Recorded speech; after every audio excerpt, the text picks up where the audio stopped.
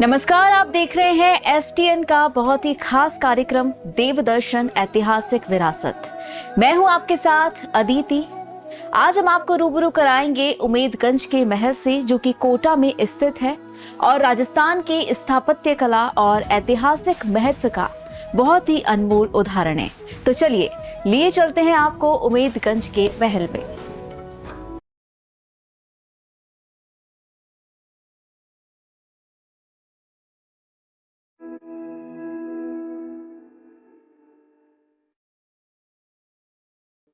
जी हाँ, प्रकृति, वन्य जीवन और वास्तुशिल्प की खूबसूरत धरोहर, जहाँ का तालाब खूबसूरत प्रवासी व अप्रवासी परिंदों की शरण स्थली है। और कोटा नगर से लगभग 11 किलोमीटर की दूरी पर एक छोटा सा ऐतिहासिक गांव उमेदगंज कृषि भूमि के बीचों बीच स्थित है। इस गांव को कोटा राज्य के शासक महाराव उमेद सिंह प्रथम ने अपने शासन काल में बसाया था और इस समय कोटा राज्य का सर्वे सर्वा दीवान जालिम सिंह, जो महाराव उमेद सिंह का मामा था। कोटा के समीप गांव की विशेषता यह है कि कोटा में चारों ओर छोटी आकार की चारदीवारी बनी हुई है, जिसमें 4 दरवाजे थे। इस समय 3 दरवाजे शेष हैं। एक दरवाजा टूट चुका है। वहीं गांव के परकोटा के बाहर एक कलात्मक कुंड स्थित है। कुछ दूरी पर जाना भक्तन की एक छोटी आकार की छोटी सी बावड़ी भी है, जो इस समय क्षतिग्रस्त हो चुकी है। इस समय महाराव उमेद सिंह प्रथम ने यह गांव बसाया था। उस समय गांव के परकोटों के बाहर एक विशाल तालाब भी बनवाया गया था और उसी की पाल पर एक छोटा सा राजपूत स्थापत्य शिल्प का महल भी बनवाया गया था, जो इस समय मौजूद है। तालाब के महल के समीप 12 द्वारी स्थित है, जिसमें पक्षियों का बसेरा रहता है। ये कम से कम 200-300 साल पुराना है जी। और राजा महाराजाओं का पुराना प्राचीन गांव है। क्या क्या है यहाँ पर, क्या क्या विशेषता? यहाँ पे 4 दरवाजे हैं पुराने पुराने, और कम से कम 8 से 10 मंदिर हैं ठाकुर जी के पुराने। जी। और जितने भी सारी प्राचीन सभ्यता है, मतलब 200 से 300 साल पुरानी सभ्यता है सारी। तो ये काफी अब जर्जर हो रहे हैं, तो इनको भी कोई इनका बहुत सी बार गाँव वालों ने कोशिश भी की, लेकिन किसी ने भी अभी ध्यान में नहीं आया है। इसका मेंटेनेंस का किसी को भी ध्यान में नहीं आया है। और जरूरी है इसका रख रखाव, क्योंकि अब जर्जर हो तो जा रहे हैं सारे। आपका उमरगंज तालाब भी है, प्रसिद्ध पक्षी विहार भी है, उसके बारे में क्या कहेंगे?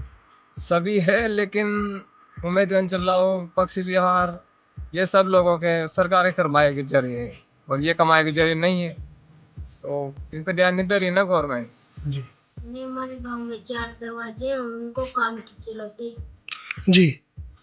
और कहाँ कहाँ पे हैं दरवाजे? एक तो इधर है, एक उधर के लोग में बुजुर्ग है, एक इधर है और एक इधर है, और एक टूट गया।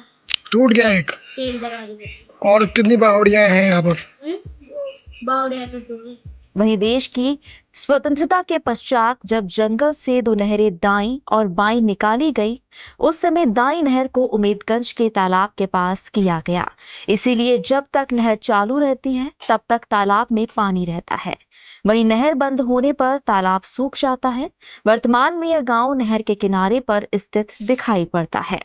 इस गांव के तालाब में सर्दी के मौसम में प्रवासी पक्षियों का बसेरा भी बना रहता है। वर्तमान में उमेदगंज पक्षी प्रेमियों के लिए एक प्रमुख स्थान बन गया है। गांव की दक्षिण दिशा में दार देवी का जंगल स्थित है। जिस समय यह गांव बसाया गया उस समय की कुछ इमारतें जो कृषि भूमि में स्थित है, अब खंडर के रूप में मौजूद है। उनमें एक इमारत झाला का रूप के नाम से भी प्रसिद्ध है। इससे मालूम होता है कि दीवान जालिम सिंह झाला का इस गांव से विशेष जुड़ाव रहा होगा। जालिम सिंह ने कोटा राज्य की आर्थिक स्थिति सुधारने हेतु नानता और उमेदगंज में ब्रजनाथ जी के नाम से मेले का आरंभ करवाया था। आने वाले माल का टैक्स नहीं लिया जाता था। दारदेवी के जंगल से लगा होने के कारण उमेदगंज रियासत काल में कोटा के हाड़ा शासक के शिकार का एक प्रमुख स्थान रहा है। गांव में कृषि भूमि में बनी एक इमारत जो नाहर के पिंजरे के रूप में प्रसिद्ध है, इस समय वहां पे मौजूद भी है। इसमें जिंदा शेर को बंद रखा जाता था। इस शहर की दहाड़ सुनकर धार देवी के जंगल से शेर उमेदगंज की तरफ आ जाते थे। तब कोटा के शासक उनका शिकार किया करते थे। रियासत काल तक धार देवी के जंगल में काफी बड़ी संख्या में वन्य जीवों की संख्या थी। इस गांव से महाराव उमेद सिंह जी द्वितीय का भी काफी लगाव रहा, जो भी यहाँ शिकार के लिए आते रहते थे। महाराव उमेद सिंह जी द्वितीय ने भी यहाँ पर तालाब की पाल के निचले हिस्से की कृषि भूमि में कृष्ण महल, कुंवरपदा और बारादरी जैसी इमारतों का निर्माण करवाया था, जो इस समय मौजूद भी है। महाराव उमेद सिंह जी ने तालाब की पाल से सटी कृषि भूमि में 2 पक्के माले भी बनवाए थे, जो देखे जा सकते हैं। उस समय यहाँ दरबारियों के भोजन बनाने के लिए एक सुंदर किचन भी बनवाया गया था, वो भी यहाँ पर मौजूद है। रियासत खत्म होने के पश्चात यहाँ की कृषि भूमि महाराव साहेब कोटा द्वारा बेचान कर दी गई।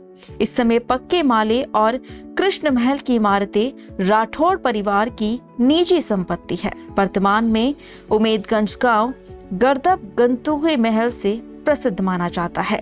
गांव में एक सुंदर सा जैन मंदिर, लक्ष्मी नारायण जी मंदिर, लक्ष्मी नाथ जी के मंदिर स्थित हैं तथा गणेश जी की छतरी भी यहाँ पर बनी हुई है, जो आकर्षण का केंद्र है।